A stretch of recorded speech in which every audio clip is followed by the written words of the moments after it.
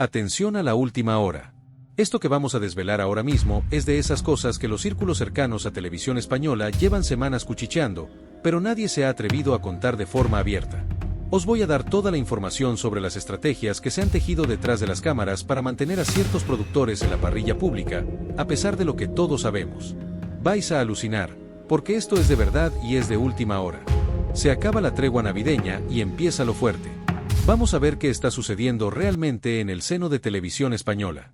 Si te gusta este canal y quieres que sigamos desvelando estas cosas, ya sabes, un botón de like, una suscripción es completamente gratis. Gracias comunidad por el apoyo diario. Pero bueno, sigamos con lo importante. Según fuentes cercanas a la cúpula de la corporación pública, hace poco menos de una semana saltaron las alarmas. Y es que todo empezó cuando comenzaron a circular, de forma bastante discreta, algunos documentos internos en redes especializadas. Nada de confirmado, claro, pero los de siempre, esos que saben de estas cosas, ya estaban hablando de reuniones extraordinarias, de llamadas entre despachos, de decisiones que debían tomarse con urgencia. En círculos cercanos al ente público se comenta que la dirección tuvo que enfrentarse a una decisión incómoda. Muy incómoda. Y la pregunta del millón era, ¿qué se hace cuando alguien que trabaja para ti está envuelto en una situación legal complicada? Porque aquí es donde entra lo realmente jugoso. Resulta que esto no es la primera vez que salta la chispa en este tema. Hace tiempo, cuando surgieron ciertas polémicas alrededor de Belén Esteban y su incorporación al elenco de la televisión pública, ya hubo tensiones internas. Se decía, en boca de gente que supuestamente estaba en las reuniones, que hubo encontronazos entre distintos niveles de la jerarquía. Unos querían que la cosa avanzara a toda costa, otros frenaban. Al final, como siempre, prevalecieron los que querían que todo sucediera. Y aquí estamos. Pero lo que ha pasado ahora es diferente. Mucho más delicado. Y quédate hasta el final, porque vamos a mostrar algunos detalles que nadie había conectado de esta forma hasta ahora, y te sorprenderá la trama que se teje detrás. Lo que se dice que ocurrió es más o menos esto. Hace algún tiempo, dos productores, gente que llevaba años en la industria, la gente que moldeó ciertos programas que todos conocemos, se vieron envueltos en una sentencia. Y no es una cosa menor. Estamos hablando de acusaciones relacionadas con la vulneración de privacidad de alguien que, en el momento de los hechos, era menor de edad. La sentencia fue contundente, 2 años de cárcel e inhabilitación profesional. Ahora bien, claro está, cabe recurso, estos señores han recurrido, pero de momento la sentencia está ahí, en el registro público, para quien quiera leerla. Aquí viene lo interesante. Lo que empezó a rumorear gente bien informada es que estos productores seguían trabajando en Televisión Española como si nada hubiera pasado. Como si la sentencia no existiera. Como si sus nombres no estuvieran en los mismos espacios que generan audiencia y que, por cierto, generan dinero público. Y entonces, claro, alguien en la cúpula debió de pensar, tenemos un problema reputacional aquí. Tenemos un problema legal aquí. ¿Qué hacemos? Según lo que cuentan personas del sector, la respuesta fue creativa. Muy creativa.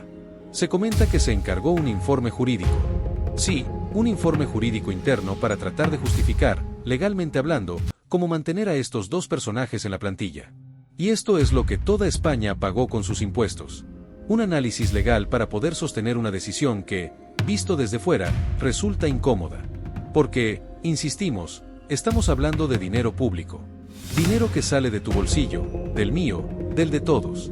En redes ya circulan capturas, comentarios de gente que dice haber tenido acceso a ese informe, aunque luego, claro, la cosa se diluye en el boca a boca. Pero lo que está claro es que la corporación asumió, de momento, el desgaste reputacional. Se dijo que valía la pena mantener esos espacios, esos programas, esos formatos que generan audiencia, aunque fuera a costa de mantener en la estructura a personas cuya imagen está cuestionada legalmente. Y aquí es donde empieza lo verdaderamente interesante.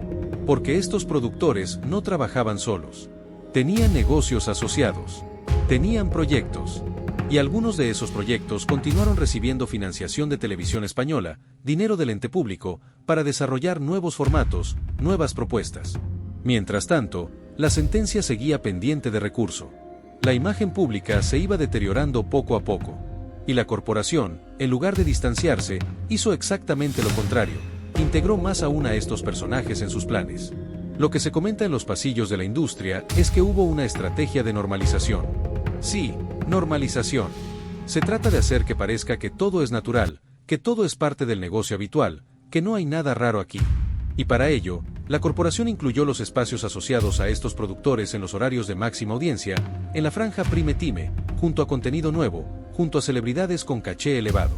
Es como si dijera, mirad, aquí todo sigue igual, aquí todo funciona con normalidad, no hay crisis reputacional ninguna. Pero claro, en redes, en grupos privados de Telegram donde hablan gente del sector, en conversaciones de WhatsApp de productoras menores, el tema no cerraba. Porque, ¿cómo es posible que alguien condenado por algo tan serio como la vulneración de privacidad de una menor pueda seguir en primera línea? ¿Cómo se justifica eso ante el ciudadano que paga el impuesto? Y aquí es donde entra una dimensión más profunda. Porque estos dos productores no eran cualquier pareja de profesionales anónimos. Eran gente con poder dentro de la industria. Gente que conocía a mucha gente.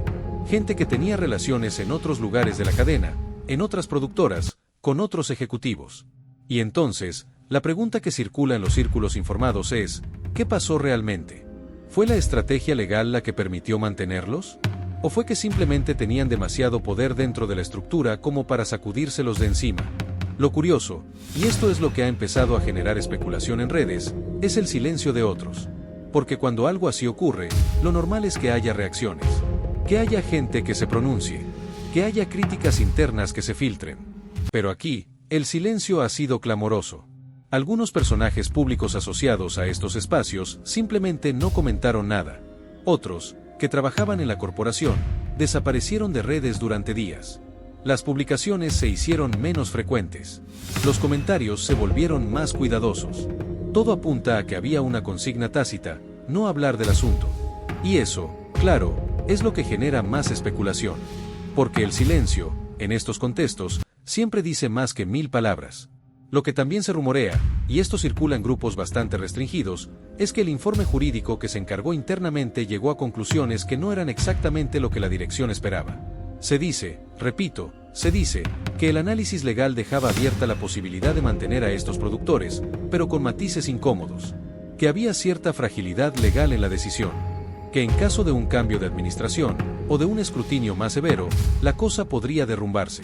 Pero que, de momento, mientras no saliera a la palestra pública de forma masiva, se podía sostener.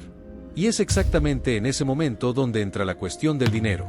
Porque Televisión Española maneja un presupuesto que da vértigo. Estamos hablando de cifras de cientos de millones de euros anuales. Dinero que, según lo que cuentan personas cercanas a la administración, se distribuye de forma bastante generosa entre distintos actores de la industria.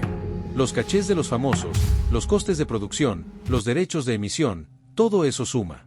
Y dentro de esa lógica presupuestaria, estos dos productores no son un gasto marginal. Son activos importantes que generan contenido, que generan audiencia, que generan, en teoría, valor para la corporación. Pero aquí es donde la cosa se torna irónica.